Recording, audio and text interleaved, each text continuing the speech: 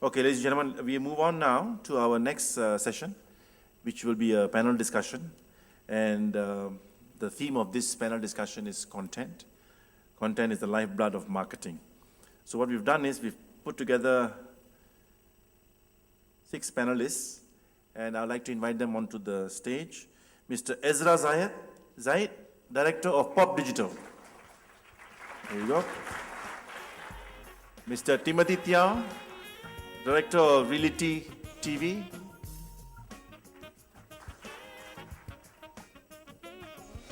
Budiazhari, Marketing Director of Unilever Malaysia and Singapore. Paheri. Sulin Lau, Head of Marketing Services, Maxis.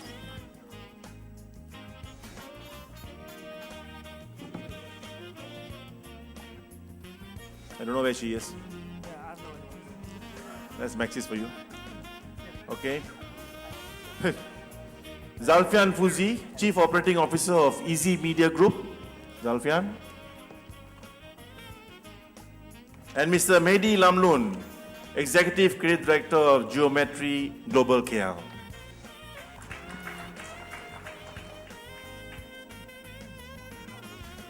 So Sulin is not here, huh? Okay, no problem.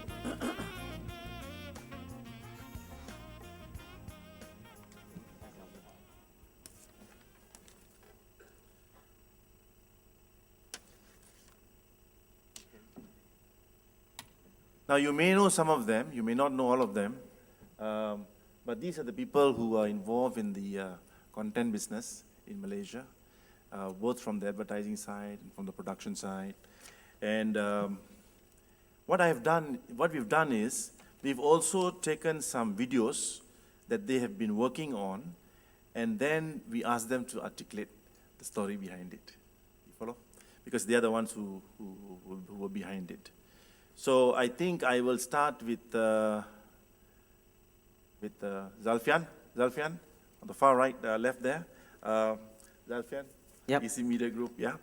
I'm going to play a viral video.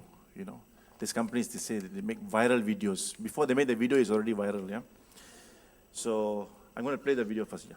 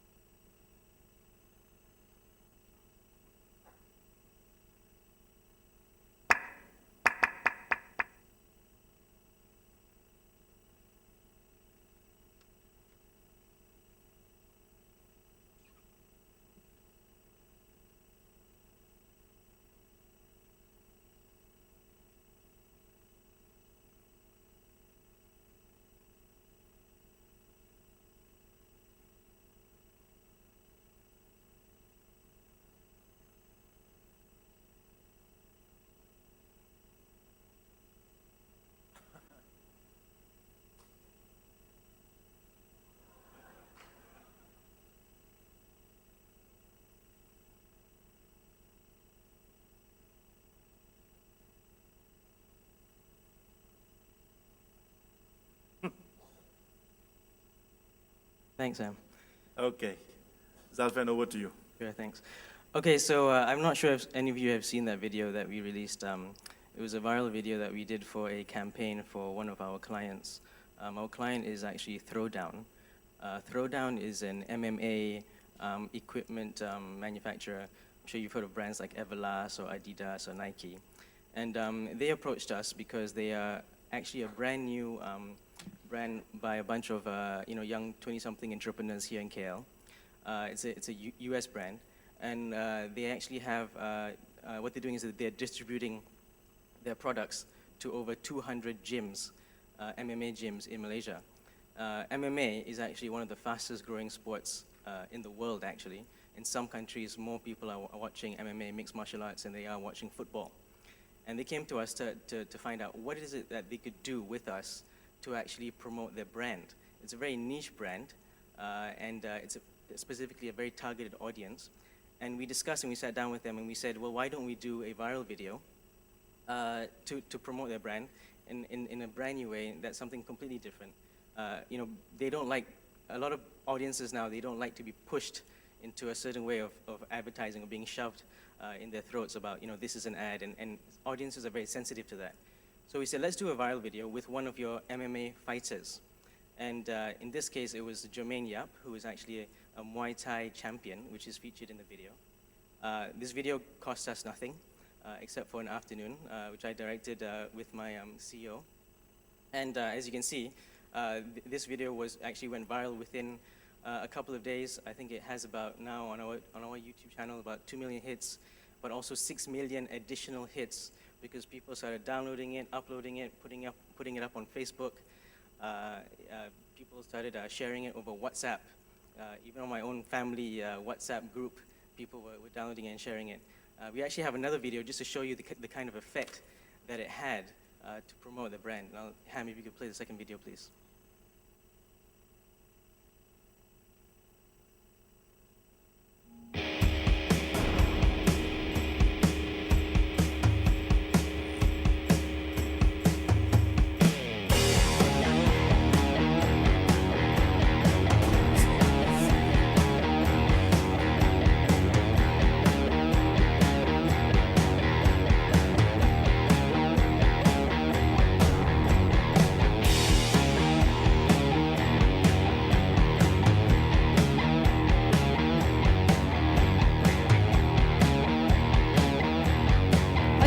Video of a Malaysian woman taking down a would-be purse snatcher is reaching women all around the world. The video has more than 1 million views and the admiration of those who are chanting girl power.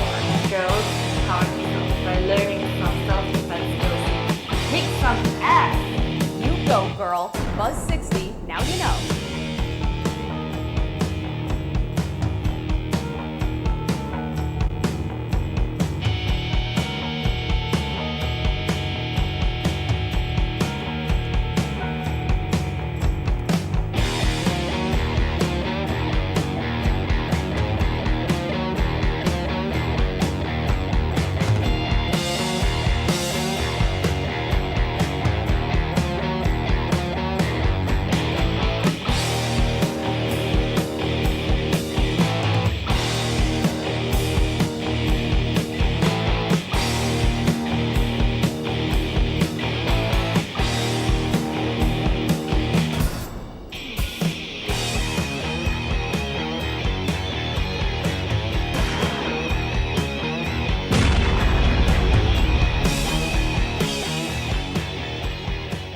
So I think what audiences want is that they want a level of engagement, participation, and involvement. And I think one of the things that makes something go viral is when people start talking about it. And what we did was we released 2 videos, actually. The first part was the one that Ham played, that 60-second silent CCTV footage. And then we released part 2, because part 2 was actually the reveal of what this video was. Because people were debating, is this real, is this fake, who is this girl, where did this happen? And you can see all the mainstream news media was playing it, it was on radio. And we did the reveal where Jermaine Yap, the fighter, actually comes out and she says what this is. This is a campaign, it's a public service announcement, talking about self-defense, and at the same time, then it then cuts to Jermaine Yap at the throwdown gym. So you made that link between the video, her, who she is as a person, and the actual product. And if you want to see the second part of the video, you can actually go to our YouTube channel, Maxman TV, and see what that is. Thanks. Thank you. Very interesting.